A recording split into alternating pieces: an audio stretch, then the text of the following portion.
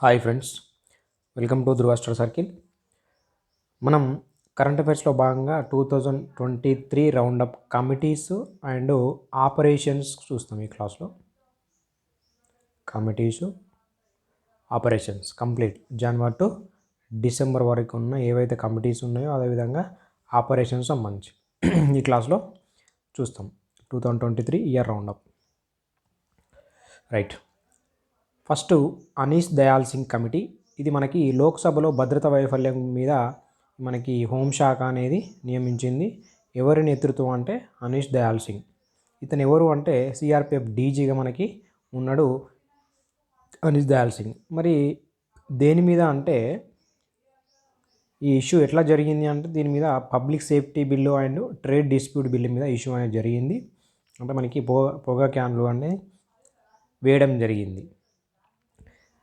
ఇలాంటి సంఘటన మనకు ఎక్కడ కనబడుతుంది అంటే 8 ఏప్రిల్ 1929లో మనకి భగత్ సింగ్ అండ్ రుతుకేశ్వర్ దత్తు పొగ బాంబులు అనేది పార్లమెంట్లో ఢిల్లీ సెంట్రల్ అసెంబ్లీలో మనకి వేయడం జరుగుతుంది. సేమ్ పరిణామం.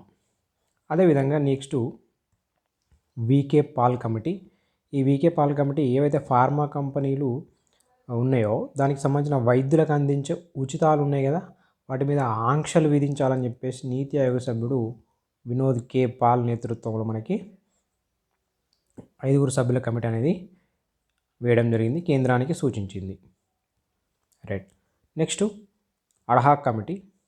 ఈ అడ్హాక్ కమిటీ దేని మీద అంటే రెజ్లింగ్ ఫెడరేషన్ మీద మనకి వేయడం జరిగింది. ఈ రెజ్లింగ్ ఫెడరేషన్ ఆఫ్ ఇండియా నిర్వహణ కోసం Bhupendra Singh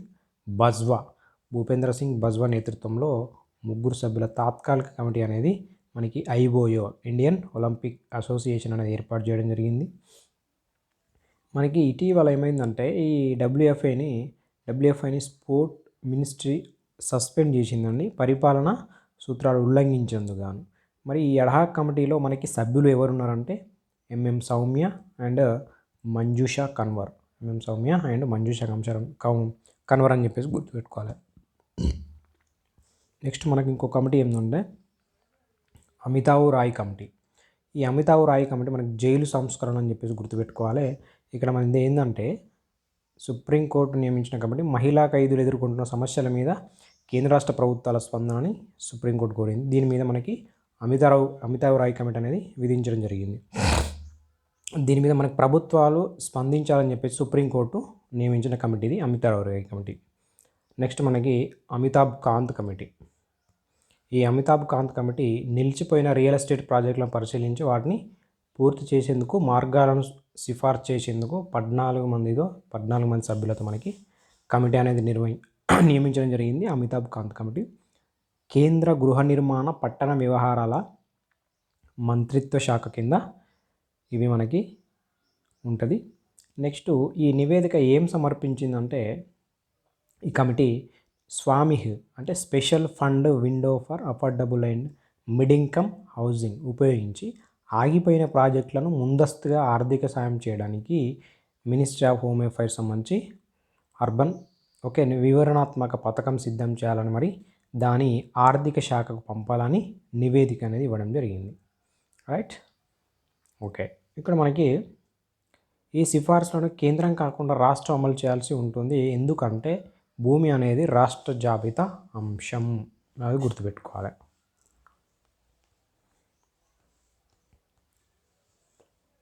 next national syllabus and teaching learning material అంటే టీఎల్ఎం కమిటీ.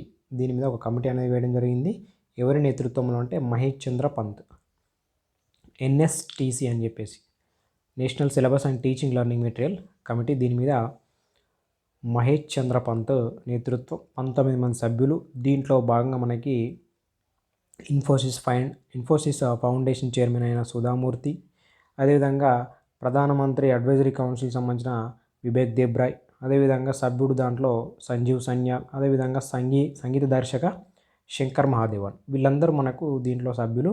ఏది అంటే national syllabus and teaching learning కమిటీకి సంబంధించి.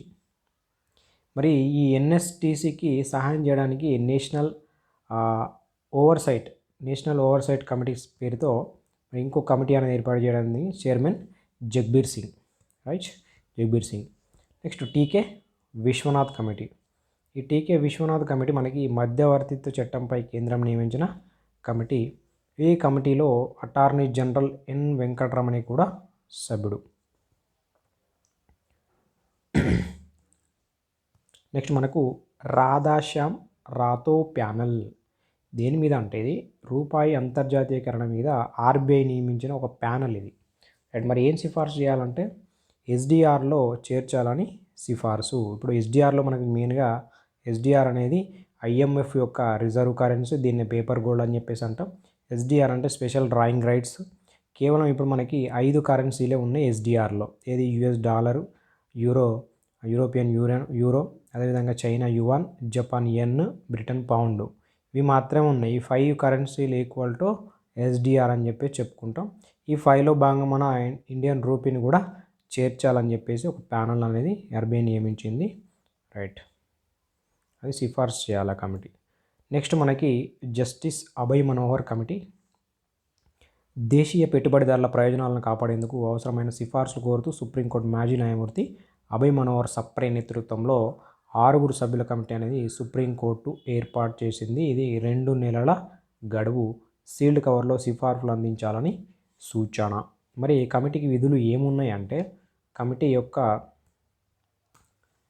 కమిటీ అప్పగించిన విధులు ఏంటంటే పెట్టుబడిదారుల ప్రయోజనాలు, రైట్, అదేవిధంగా పెట్టుబడిదారుల్లో చైతన్యం, అదేవిధంగా చట్టాల ఉల్లంఘన నియంత్రణలో సెబీ వైఫల్యం పొందిందా లేదా, ఈ అంశాలను మనం ఆ కమిటీ అనేది చెప్పాలి.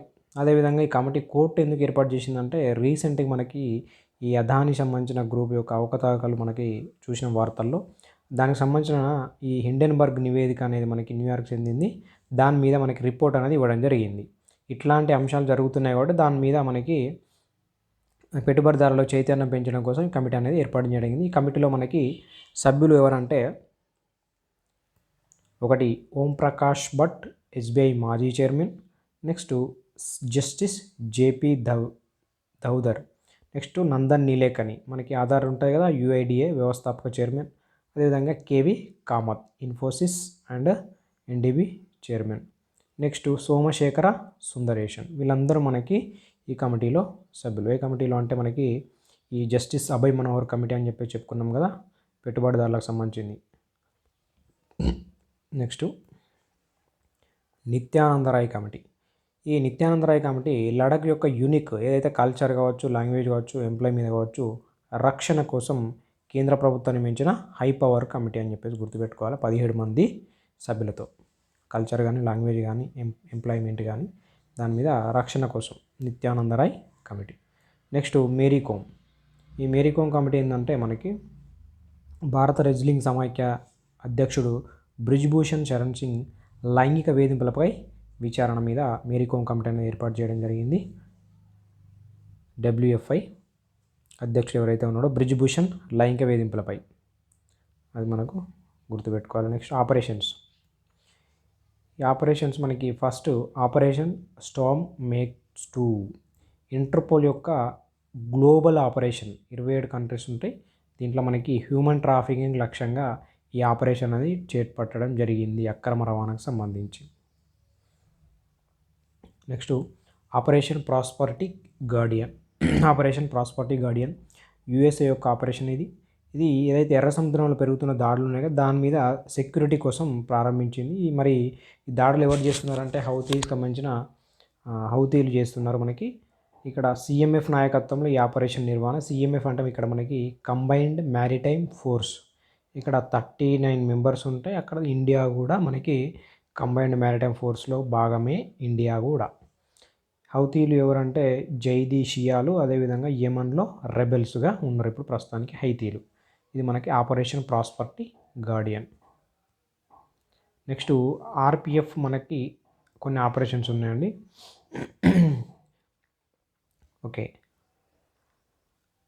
నాన్హే ఫారెస్ట్, తప్పిపోయిన పిల్లల్ని కుటుంబాలతో చేర్చడం. అదేవిధంగా ఏఏహెచ్టి అంటే యాంటీ హ్యూమన్ ట్రాఫికింగ్ ఎఫర్ట్స్. అదేవిధంగా జీవన్ రక్ష, ప్రాణాలను కాపాడడం. అదేవిధంగా రైల్వే ట్రాక్ దగ్గర వచ్చిన వారిని ప్రాణాలు అంటే మేరీ సహేలి, మహిళా ప్రయాణికుల భద్రత. ఉపలబ్ధ్ అంటే రైల్వే టికెట్ల అక్రమ విక్రయాలు అడ్డుకోవడం కోసం. అదేవిధంగా నార్కోస్ ఔషధ నేరాలను ఎదుర్కోవడం, మాదక ద్రవ్యాలు. అదేవిధంగా సటార్ అక్రమ వస్తువుల రవాణా అడ్డుకోవడం. యాత్రి సురక్ష రైల్వే ప్రయాణికులపై నేరాలను నిరోధించడం. ఇట్లాంటి అంశాలు అనేవి దానికి ఆర్పిఎఫ్ ఆపరేషన్స్ ఇవి. అదేవిధంగా సేవ. ఈ సేవ మనకి రైల్వే ప్రయాణికులు అవసరమైన వారికి ఎవరు ఓల్డ్ కానీ పీడబ్ల్యూ కానీ వారికి సహాయం చేయడానికి. Right. Next operation iron swords. ఎవరైతే పాలస్తీనా మిలిటెంట్ గ్రూప్ హమాస్ ఎవరైతే ఉన్నారో వీళ్ళు ఆకస్మిక దాడిపై ఇజ్రాయెల్ ప్రారంభించిన ఆపరేషన్ అని చెప్పేసి చెప్పుకోవచ్చు. ఎవరు ప్రారంభించారు అంటే ఇజ్రాయెల్. Operation iron swords.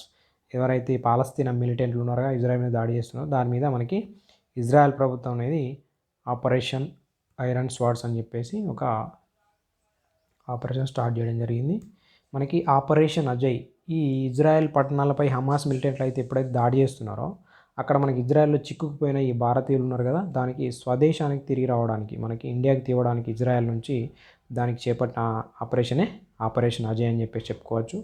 మనకి ఇక్కడ ఇంతకుముందు కొన్ని ఆపరేషన్స్ కూడా ఉన్నాయి. మనం దోస్త్ అని చెప్పేసి టర్కీ సిరియా భూకంపం సహాయం చేయడం కోసం, కావేరి అనేది సూడాన్ నుంచి మన భారతీయులను తీసుకురావడం కోసం, గంగా అనేది ఉక్రెయిన్ నుండి భారతీయులను తీసుకురావడం కోసం, దేవి శక్తి అనేది ఆఫ్ఘన్ నుండి మన భారతీయులను తీసుకురావడం కోసం ఇట్లాంటి ఆపరేషన్స్ అనేవి ఉన్నాయి. ఇది మనకి ఇజ్రాయెల్ సంబంధించి అయితే ఆపరేషన్ అజయ్ అని చెప్పేసి గుర్తుపెట్టుకోవాలి.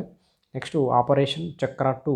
ఈ ఆపరేషన్ చక్ర 2 అనేది సిబిఐ ఆపరేషన్ అని. ఇది సైబర్ నేరగల్ల లక్ష్యంగా ఈ ఆపరేషన్ అనేది స్టార్ట్ చేయడం జరిగింది. ఇవి మనకు ఆపరేషన్స్. ఈ క్లాస్లో మనము కమిటీస్ అండ్ ఆపరేషన్స్ కంప్లీట్గా ఇయర్ రౌండప్ చూడడం జరిగింది.